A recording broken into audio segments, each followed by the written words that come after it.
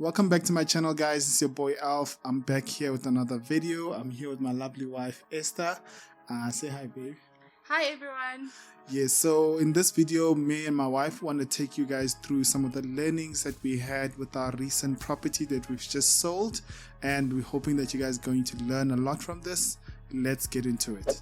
Right, so the property is going to pop up right here. I'm going to browse some of the pictures of the property. Learning number one was about the location. Now, there was something unique about the location that I'm going to mention, is the fact that it was situated at an area that is close to a business. And by business, I mean the mine. So in and around the area where this property is situated is a mine. The mine is actually for gold, and the fact that my property was near this mine meant that number one, it was never underutilized, because people who worked at this mine wanted to stay very close to the mine, and it meant that they could stay at my property.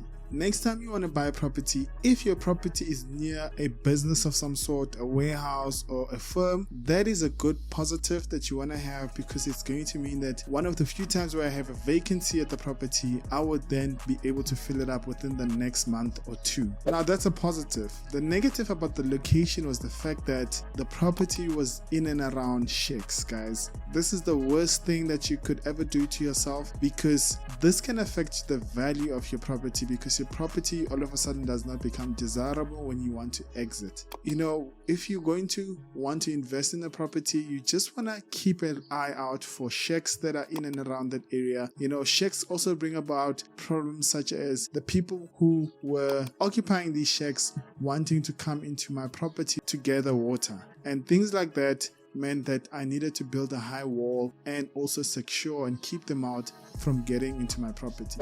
Another thing with squatters is there's going to be some form of illegal power connections going on, where either they're stealing the cables or they're trying to join their own electricity cable illegally. That is going to bring about power interruptions, which the area would go 6 months without electricity before that. But what I'm trying to say is that you need to consider the surroundings of the area. Don't really want to invest in a property that is close to squatters. Okay, hi again. So it's Esther here, and I am going to talk about the tenants. So the tenants at the property were mainly older people. So it would just be like older people, like families living there, and each had a room that they were living in. So in this instance, we felt like because they were older, some of the people were not taking us seriously, because me and my husband are obviously, we're still very quite young. I just remember the one instance with this lady where she was meant to pay rent, and when we were actually following up with her, like, when are you going to pay the rent? And she would just be rude to us and, just give us excuses and just be as though we are the ones that are actually bothering her. Meanwhile, she's the one that owes rent and needs to pay the rent. And at the time, like, we couldn't think of, recourse. Like, it was just a nightmare to deal with that. Fortunately for us, it was just the one person.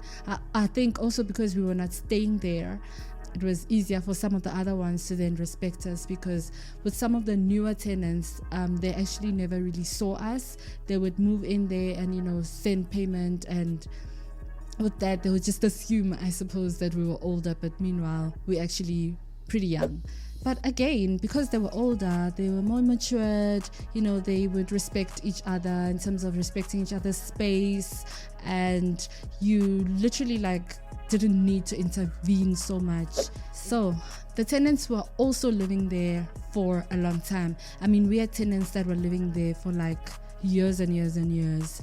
When we took over the property from the previous owner, we found that, their rent is pretty much the way that it was. It had been like that for about 2 years without any increases. And because of the area, it's actually hard for you to justify a rent increase. And because they don't really afford, it would be hard for you to even collect additional monies if you increase the rent. So I remember there was one time when we tried to increase the rent because we were thinking of putting solars. Again, this was at a time when they were experiencing electricity issues. So we told them that we would put in solars, but we need to increase their rent.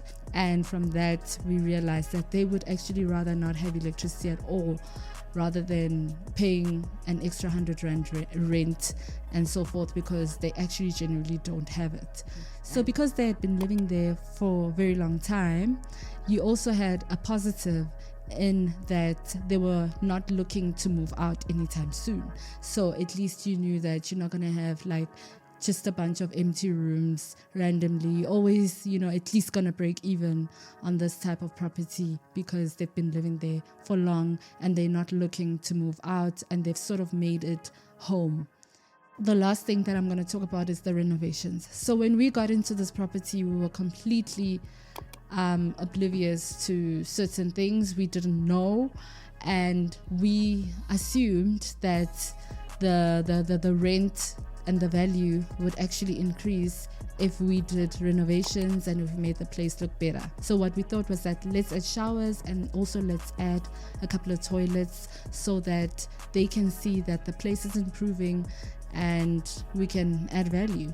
So however, because of the people that were staying there, like the nature of that type of accommodation is such that you get your own room and you pretty much, yes, you'll go and you'll use the toilet, but to shower, they don't prefer to get out of their rooms and go and take a shower somewhere else. They actually prefer to bath in their rooms with a bucket, and which is something that we were just taking a chance. We thought it would pay off, and we thought that we were improving their lifestyle, but unfortunately it seemed as though they were not really using the showers that we had built for them. So that was completely money wasted.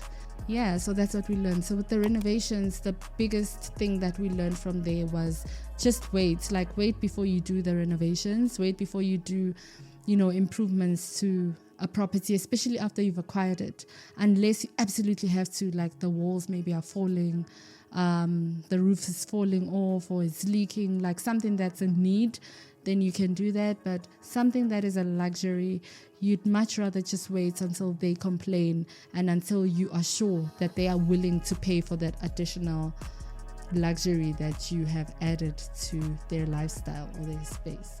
Now let's talk about the money. This is the return, guys. Before I get into that, when I bought the property, the agent back then told me that the potential rental for one tenant was around 1,600, and because it was 10 rooms, you can multiply that by 10. But now when I actually bought the property and I got to have a conversation with the tenants, they told me that their rental was not 1.6 but it was 1.2.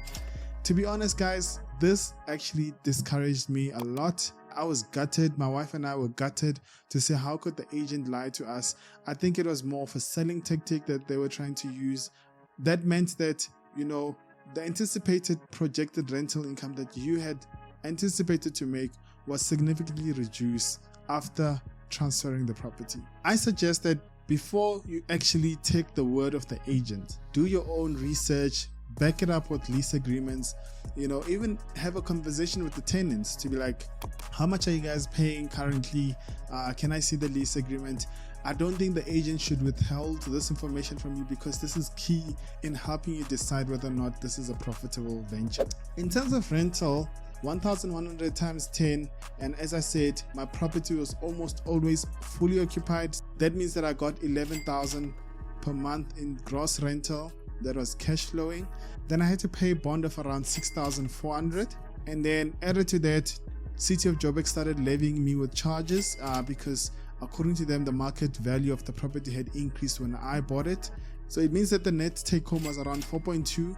So over the entire 30 months that I've owned this property, I have made just under 140,000 rands. My wife and I would use some of this money to fund the property that we just recently bought in terms of renovations. We would use some of this money to go out for dinners with my family, and generally it was a nice cash flow to have every month.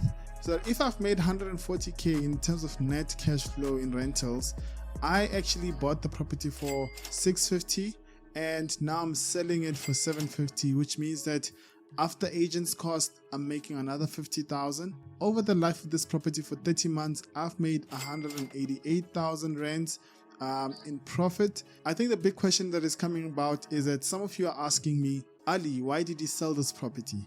The agent also asked me this. It's a good question.